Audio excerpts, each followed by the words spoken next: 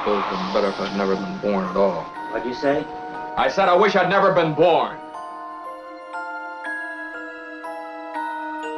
You've got your wish. You've never been born. A chance to see what the world would be like without you.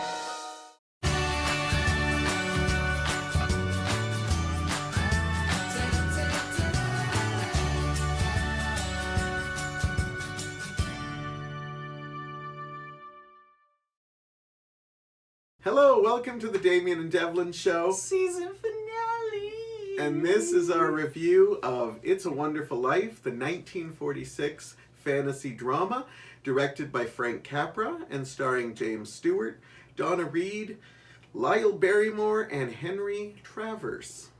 Now, most of you probably know this movie because it is a classic. It's lasted many decades, and it's one that people always show around Christmas.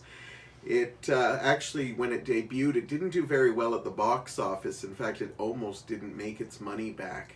But it wasn't until around the 70s when they started showing it on TV that it actually started getting another life. So it went from a little bit of a box office disappointment to become what is now considered one of the greatest movies of all time. And not just Christmas. This has made it on lists that people have composited of greatest movies of all time. I wouldn't put it that high, but it is a good Christmas movie. Well, Damian, you picked this movie, and Yeah. I'll let you get into why, and then I'll tell them my story about Oh, you this. have a story. Wow. It's probably not as endearing as yours, but So, It's a Wonderful Life, and yeah, it's wonderful. that's all you have? No, I'm just teasing. Of course not. It's the season of giving, so I'm going to give you a story.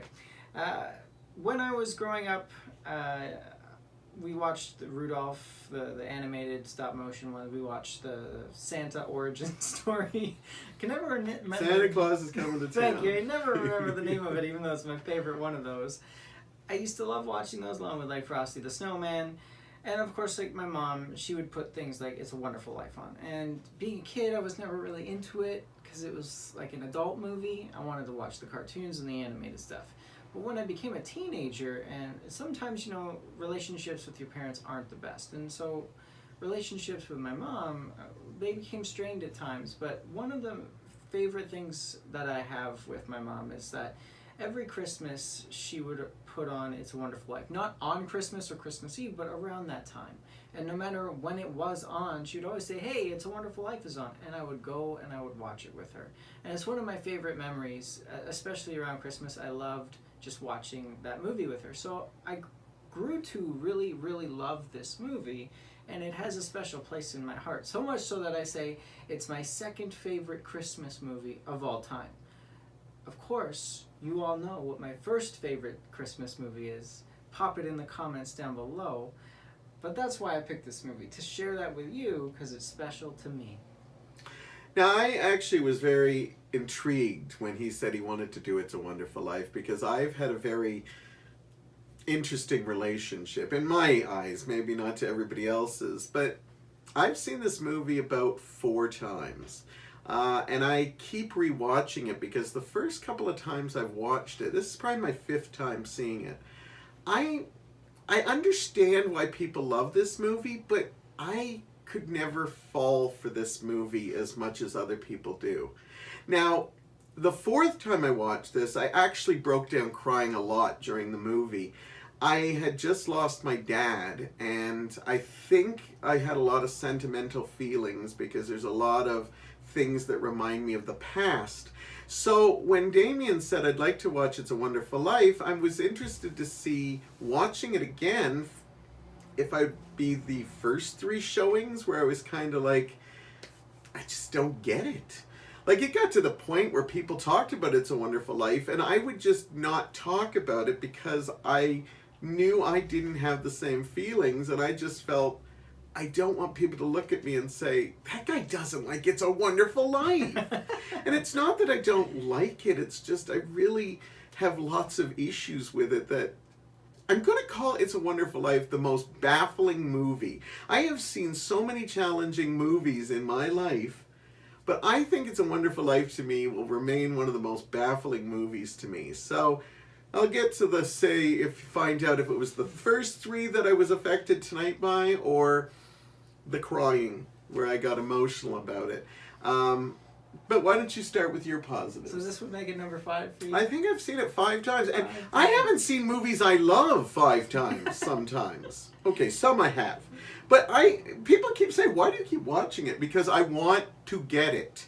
I get why people love it, but I want to get it. And it baffles me. It's so like you're force feeding yourself. It's a Wonderful Life. It is, and because I cried the last time I got it, and I really was touched by it, I really wanted to see if I was going to be emotional. There was no about crying this time. No. Not at all. In fact, this was his stance most of the time. Oh, that's nice. That's really nice. That's it. Okay, go on. You say your things. I will keep it to, it's fine. All right. It's a Wonderful Life is a classic. Now, it's very 40s. It's totally golden age Hollywood. So if you know what I'm talking about, if you know that kind of film style, that's what you're definitely going to get here. It's got over-the-top cheesy acting. It's got ridiculous plot lines and just horrible jump cuts and green screens, which I'll get into. But I just really like the script. I think the script is really sweet and sentimental. And yeah, the characters in it, I know you're going to talk about this. It's fine. But the characters in it, they're flawed. There's one cartoon character in it. He's I guess you could call the antagonist of the movie, Mr. Potter. And you'll get why he's the antagonist. What? Best role in the movie. Oh, no. Best character in it. All right, you twos, you're gonna get out of my bar, and that's the end of it. That's Mr. Potter. Nick was the best role in this movie. How's about I give you a shiner with my left hand, all right? People talk like that. That's not over the top. Who talks like I don't know. I didn't live in Brooklyn or the 1940s, yeah. apparently. Everybody talked like this, capiche? I'm pretty sure if you went to New York, Brooklyn now, you'd probably hear people talking like that. This isn't Brooklyn. Okay, but still. This is Bedford They Hills. can move, you know. Anyhow. Yeah, whatever. Beautiful. So I love this. It's fine. I love the script. It's very charming. It follows George Bailey and just his series of unfortunate events that lead to Christmas Eve, I would say, and just having the whole community come together for a specific reason. So I love that we get to see his life and the what-if scenarios that come around with it that the script touches on. And I'm endeared to it. It's very sweet, and I love the heartwarming feeling that I get at the end of the movie when the whole community comes together. And you made a comment about how something along the lines of, I wish people would treat their friends better. You made something... Well, nowadays, yeah. Friends are the first people you shove aside. And this movie, it shows that, yeah, all the people in town really do appreciate and respect George, and they all come together to help him at the end of the movie, which is a message that I believe is more important today than it was back then. Then again, I wasn't around in 46. I don't know what it was like. So I like that. I love the music. It's small, but in the background, and it's just charming. And it's super sweet, and I could listen to the soundtrack. Honestly, I would love to listen to the soundtrack of It's a Wonderful Life. I think James Stewart is his real name, but I think he goes by Jimmy Stewart. Both. To his close friends, which I am definitely one. There you go. I served with him in World War II. For those that didn't know, Jimmy Stewart was a bomber in World War II. But I love him. He's just totally classic Hollywood, and he's got that weird way of talking in this role. Like, it's not at my house, it's at Bill's house. Mary. Mary, my God, Merry Christmas. He's just, I don't know if he talks like that in most of his movies. I believe he does. But I've seen a couple of them, and yeah, he's just, I just love the way the guy talks. It's great. There are some really nice things that happened in this movie. For example, the ending, which I've talked about. I love the sense of devotion to family in this movie. George basically sacrifices his whole life to help out his family business. And I really, really like that aspect, because people wouldn't do that as they much wouldn't. nowadays. They really wouldn't. Like, even Sadly. me personally, if I knew that I could go and get a better job, and say my uncle asked me to take over the family business, and I knew that doing so would keep me in the poorhouse, I probably wouldn't do it. And yeah, it's a fault, but I love that about George Bailey is the fact that he's willing to sacrifice his life for family. That is a very good and upstanding man. Now, there are flaws about his character as well, which I'll let you talk about. It's fine. The movie is fine. But yeah, those are my big positives. And then, of course, I have the huge sentimental value behind it. It's a huge pop culture thing now to put on It's a Wonderful Life. In fact, I think there's TV stations that just have It's a Wonderful Life 24 hours on Christmas Day, if I'm not mistaken. Yeah, I think they do it with other movies now, but they Yeah. did it at one I remember time. that at least last year and the year before. I remember seeing It's one of it the on first TV. movies that became where they did that. Yeah. And then they just They started also doing do it with A Christmas Story. A Christmas and Story, yeah, stuff that's like right. So I love the sentimental value that it has to me personally, and I love that it's become a big pop culture hit. Are you gonna say anything other than it's fine? It's fine. Nothing I What do say you like? she'll What take. do you like? There's got to be something that you like about this movie. I like the story, but I don't like the people, once again, are endeared to this movie. This is not a positive, so moving along. I like the story. I was going to go into a negative. I like Lyle Barrymore, who plays the villain, Mr. Potter, in this. I'm not saying I root for him in no means, but he seems to be committed to his character. He seems more committed. The character seems more balanced than the Jimmy Stewart character. Jimmy Stewart character is all over the place in this. And I like that Lionel Barrymore is a total ass in this movie, but he never caves. Like, he stays consistent, where some of the other characters are more flighty. But again, I'm heading into negative territory. I have problems with the script. I like the script to some degree, but again, I have to save that probably for negatives. No, go right, It's go fine. into it, go- No, it's fine, he I like says. the snow.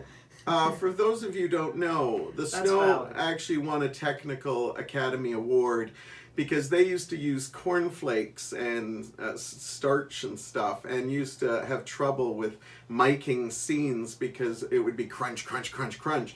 They actually developed a sequence, like this chemical snow, that actually is probably still used and probably better. And I really respect that. In the scene on the bridge, the way it falls on George's, George's Bailey. coat and stuff, it really looks like snow. It lays like snow, it looks wet like snow, and it looks really great.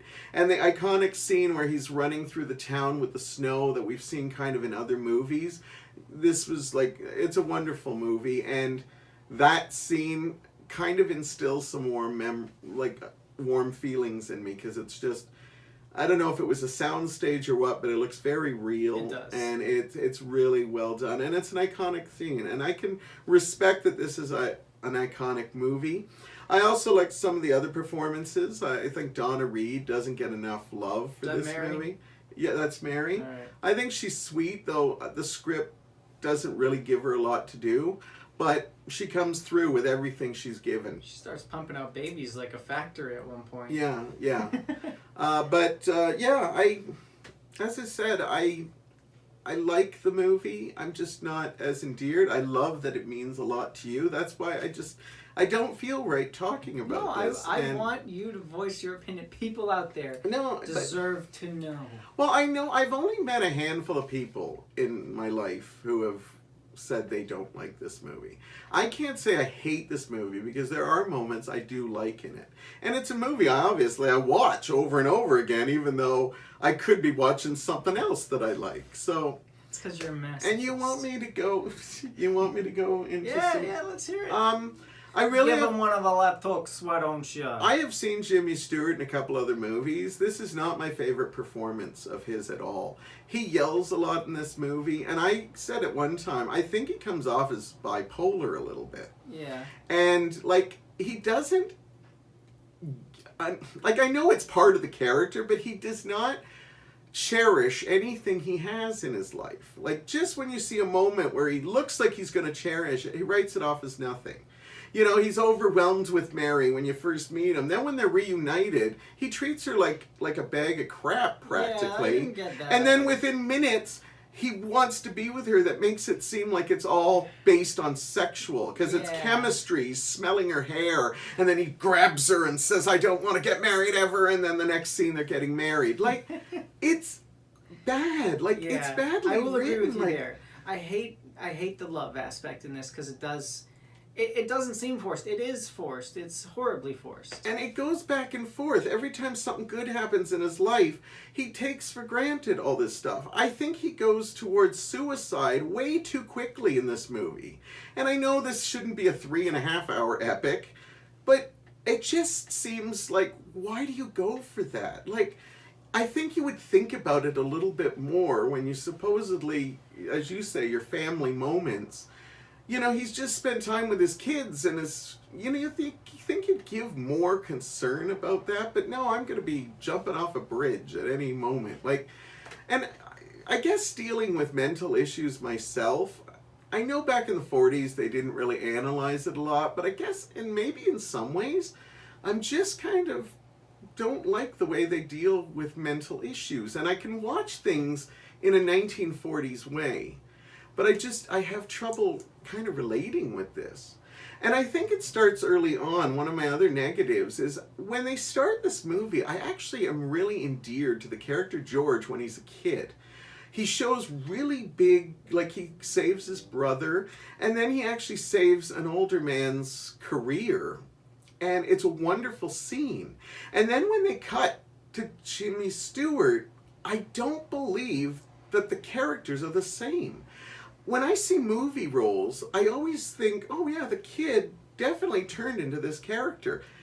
I totally don't see that in this, and I have a hard transition with it. So, it's almost like watching, I think that's where I start getting disconnected with George. I'm just going to disagree with you on that. Yeah. I'm going to disagree on it, because I can see them being the same character, because when it does transition from young George to adult George, you can see that he's still happy-go-lucky. Young George pulled out a National Geographic magazine and said that he was going to become a member of the National Geographic Society, explore the world, see the world. Then when you cut to adult George, he's buying a suitcase to go travel and see the world. He's got this huge optimism about everything in his life. He knows what he's going to do today, the next day, and every day after that, and he's got this whole plan set out for him. It's just he gradually deteriorates throughout the entire movie because of each setback. Something happens to his father. So it's a character arc. It's not just that they're not the same character. I know, but to me it's disjointed, because yes, you're different when you're a kid to an adult, and I see what they're trying to do, but I find everything that's done is very heavy-handed. Like, everything is heavy-handed. Well, everybody shows up. Everybody shows up at the same time. Oh my God, now I got the sniffles on top of everything, you know? The guy's got bad luck. I know, but it's just, there's nothing that says that after this movie's done, he's not going to take everything for granted. Anyhow, just to finish up, because all of you are probably just sending daggers my way with your eyes, the reason I think I have the biggest problem with It's a Wonderful Life is I don't identify with George, because I actually don't take anything in my life for granted. Even when I deal with mental health issues, and I think of thoughts of darkness and stuff, which I shouldn't be talking about in a Christmas review, I never take for granted or forget the people in my life and the people who made me. Sadly, I live in a world where what affects me is seeing other people taking everything for granted. And when I see them endeared to a movie like this, okay, I'm different. When I see a movie that touches my life, it affects me. And the fact that there's people, millions of people watching this movie, and then after the holidays, they take everything for granted again. It's like, I can't relate to that in any way. But I get why people love it, and I respect that you have a warm feeling for it.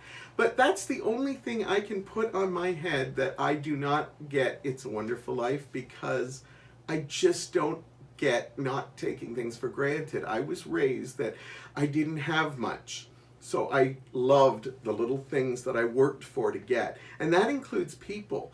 When he opens up a book and it says, you're never poor or something without friends. And I see the way friends are treated nowadays. Like, it's like thrown aside.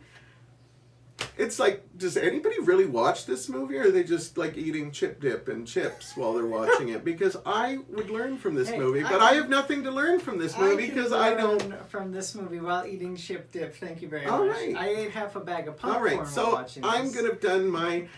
All I'll say at the end is I think Christmas Carol does the same thing, but I think they do it better because they don't use the fact that he's getting a ton of money at the end of it.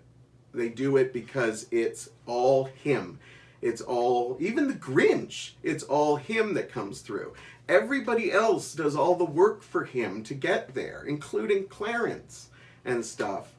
And yeah, he eventually gets there, but it's because of everybody else.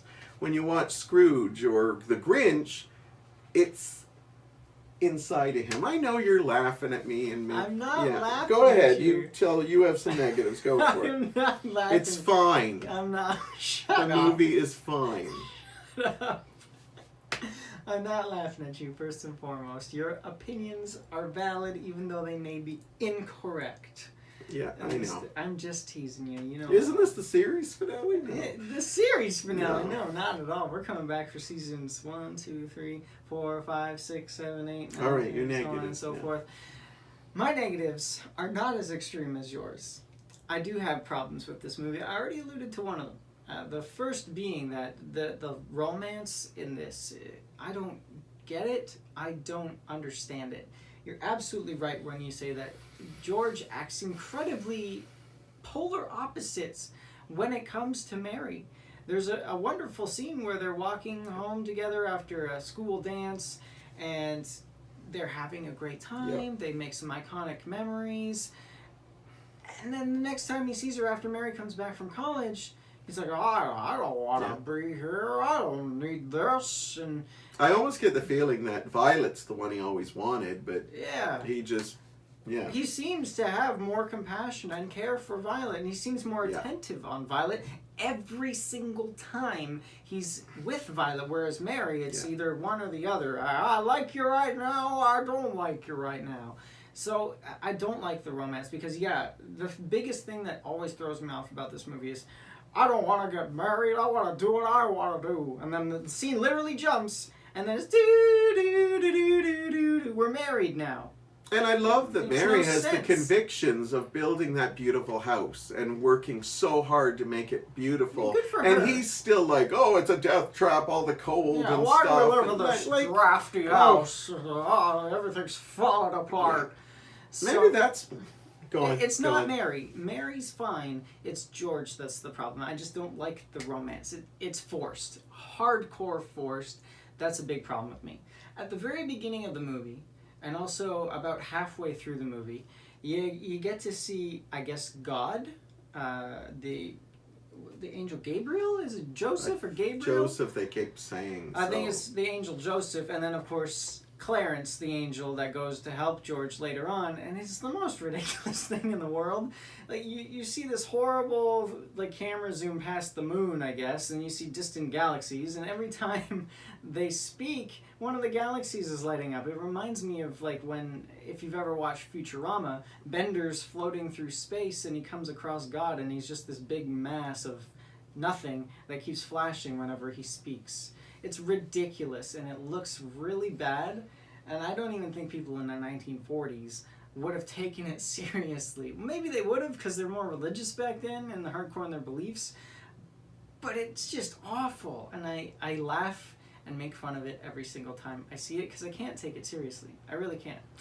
I also really dislike the character of Clarence. Hardcore. The angel that goes to help George. It's stated at the very beginning of the movie quite clearly he doesn't want to do it. He's doing it for himself to get his wings. And he's like, do I really gotta go do this and help this guy? And well, if you want to get your wings, Clarence. I was always under the assumption, I'm not a religious person by any means. I was always under the assumption that angels were there to be selfless. They are there to help and guide you and protect you because they want to. They're good beings of grace and virtue. And then Clarence is just here, oh, I'm in it for myself. I'm going to get my wings out of this. Might as well, even though it sucks. So I hate the character of Clarence to the end of the world and beyond into the stars, where apparently God and the angel Joseph hang out and flash lights as if they're speaking. I hate that. I hate that. I hate that.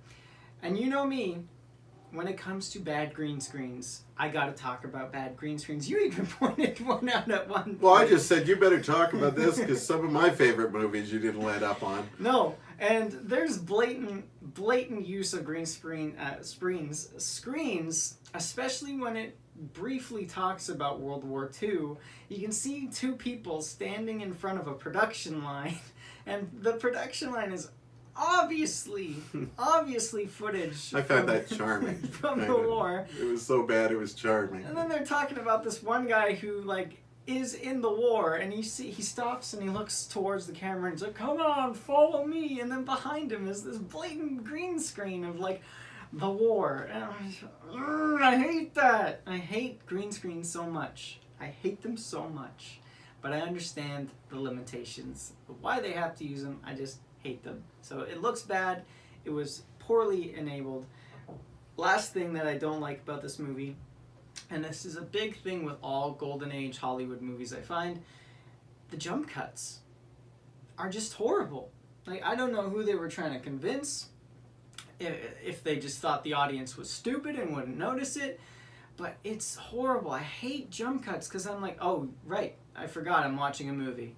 Suddenly I'm pulled out of the world that I'm watching, forgetting that I'm not actually in that world, and suddenly I'm back in my own world and be like, oh yeah, this is a movie. Oh, there's a jump cut. I hate it. So it shows up at least 5 times I counted in this movie. The jump cuts are just horribly edited into the movie. So the production value on that has to take a dip for me. You gonna say it's fine again? It's fine. All right, well, what does a fine score get you on this movie? Before we get to the score, I just want to say, since this is our final one of season 2, and we will be back for season 3, I don't want to think of a world that you're not in, because we have been on many adventures, not just this one. But I just wanted to thank you, since this was your idea to do this, and we have now done it for so many reviews, and I can't even wait till we get to season 3. I know it's not that far away, but it's still exciting to see what other movies we will revisit and stuff like that. And I just wanted to say that, since it's the holiday season and I love you, and I don't want to think of a world without you, because you have become so important in my life. And likewise, thank you for being in my life. I really do appreciate that. Since It's a Wonderful Life is an enigma for me, and since I don't necessarily love it, but I've still watched it 5 times, I'm going to have to give it a little bit more than I probably want to, and I'm going to cut it right down the middle for a 2.5 out of 5. Now, for me, that's a fail grade, but according to you, that's still, I enjoyed it. It's fine. There you go, a 2.5, because I still give it respect. I wish people would learn more from it, but you know what? What I've learned from it is, I think I've come to the conclusion I don't relate with George in any means, and that's why I have troubles with this movie. So I have learned something from this viewing. And I'm not saying I wouldn't watch it again.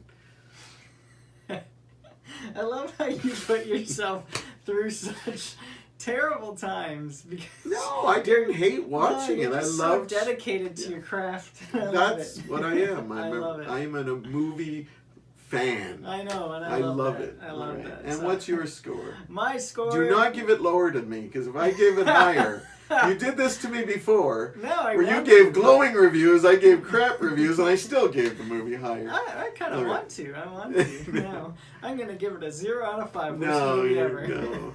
No, the sentimental value, as well as I really think this movie is a good movie to watch during Christmas or the holiday season. It gets a 3 from me. There are a lot of drawbacks for it. It takes a lot for me to actually enjoy a movie from the 1940s. Earlier, see the Wizard of Oz review for that. Also, the 50s, 60s is pushing it, but I will get through it. But I'll get him there. Eventually. I'll put. More Golden Age movies man. next season. So this is the series finale. Season. The series finale. Season. No, we'll be back, don't worry. But yeah, it gets a 3 for me, and I really do think it hits the Christmas season. So we'll agree to disagree on that one there. Thank you so much for joining us all throughout this new year. We've tried a few new things out. We've been experimenting, getting our name out there. And hey, you know what? You've helped us grow all throughout the year. So thank you so much. This Christmas season, we'll be thinking of you and saying thanks to you. And you know what? Even though we're going on a hiatus, you got like almost 100 reviews to go back and watch. So make sure you fill your time so you don't miss us too much by going back and checking our back catalog. Thank you as always. We really do appreciate having you with us. We're so excited to see you again in the next year. Have yourself a wonderful holiday. Stay safe, stay warm, get lots of good presents, and definitely treat yourself. Merry Christmas.